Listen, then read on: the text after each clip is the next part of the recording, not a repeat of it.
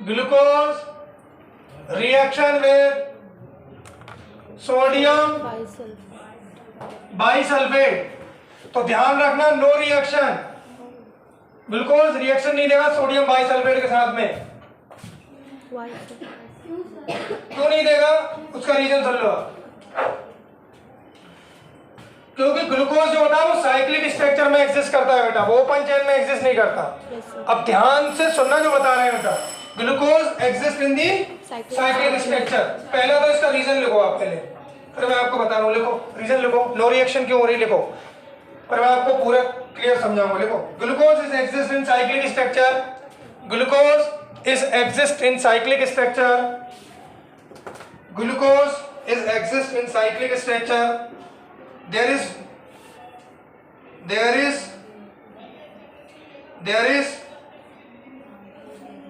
is no carbonyl group in cyclic structure, there is no carbonyl group in cyclic structure। देखो मैं आपको बता देता हूँ, यदि हम बात करें, सुनना ध्यान से, मैं आपको बता रहा हूँ ये चीज आपको आगे बायोमोलिक्यूल में बहुत भयंकर तरीके से काम आएगी। जैसे आपको ओपन स्ट्रक्चर दिया हुआ है, ठीक है। अच्छा एक्चुअली क्या होता है, अभी जो साइनोहाइड्रिन हमारा बना है इसमें देखिए, जो ग्लूकोज की बात करें तो ग्लूकोज जो स्ट्रक्चर होता है वो कैसा होता है, this is the cyclic structure of glucose. देखा होगा आपने, देखा है? अरे होता है क्या, नो सर कर रहे हो, ठीक है। तो देखो HOH ऊपर OH H और CH2OH, याद करो। अच्छा मैं आपको ये भी बता दूंगा, इसको बोलते हैं अल्फा डी ग्लूकोज। वो जो हमने लिया था वो ग्लूकोज डी था, डी क्यों बोलते हैं वो आपको आगे बता दूंगा। अल्फा और बीटा, देखो याद करो, क्या ये वन कार्बन है? वन कार्बन के रिस्पेक्ट में क्या one carbon is a chiral carbon?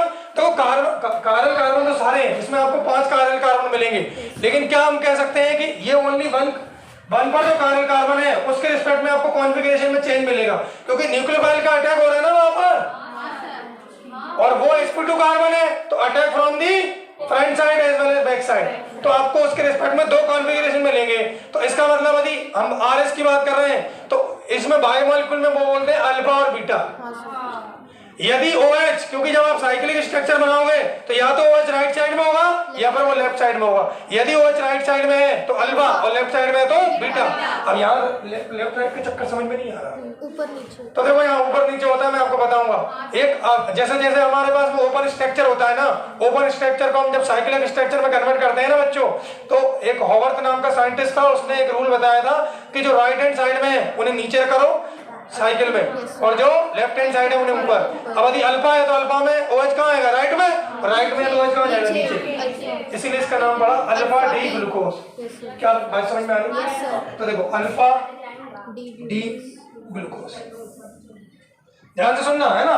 अब यदि हम बात करें तो ये एग्जिस्ट कर रहा है साइक्लिक में। अब बात ये आती है, सर अभी आपने कुछ देर पहले इसकी रिएक्शन HCN से भी तो कराई थी, तो फिर रिएक्शन कैसे हो गई?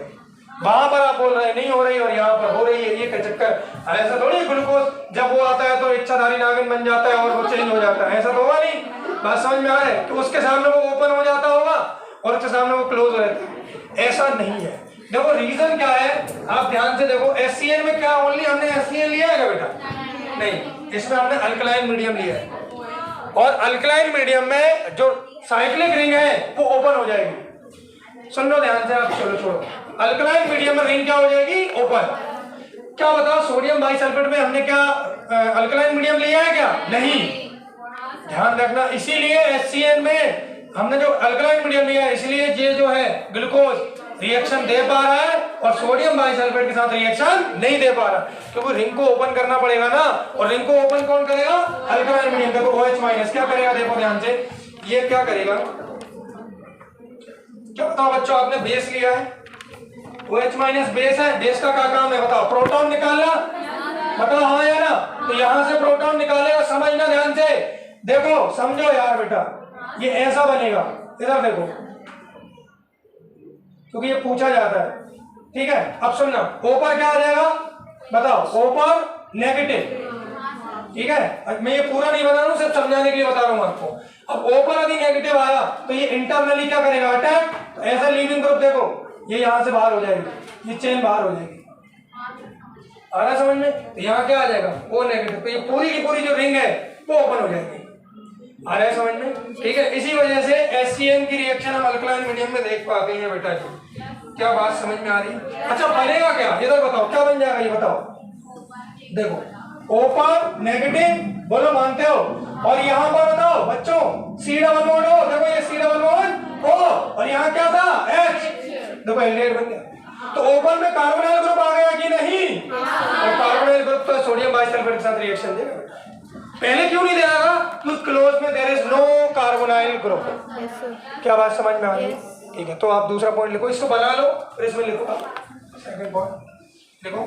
बट सर एक minute please. But it is open during the reaction, लिखो but it is open during the reaction, but it is open during the reaction, then reaction is possible. But it is open during the reaction, then it is possible. अगला point लिखो, very very important. If alkaline medium, लिखो if it is alkaline medium present, if it is alkaline medium is present, then cyclic ring open. जैसे देखो reason बताया आपको, cyclic ring open, तब reaction होगी। तो सोडियम बाइसल्फेट के साथ रिएक्शन इसलिए नहीं हो रही है क्योंकि there is no alkaline medium, तो रिंग ओपन नहीं होगी, रिंग रहेगी क्लोज, और रिंग यदि क्लोज रहेगी तो उसमें उसे कार्बोनाइल ग्रुप नहीं मिलेगा। सोडियम बाइसल्फेट उसी के साथ रिएक्शन करेगा ना, इसीलिए। और HCN भी रिएक्शन इसीलिए दे पा रहा है क्योंकि वो ग्लूकोज की रिंग को पहले ओपन करेगा, उससे ये कार्बोनाइल ग्रुप बनेगा, देन NAR रिएक्शन होगी। यस और नो? चलिए अगली क्लास में बात। Thank you sir.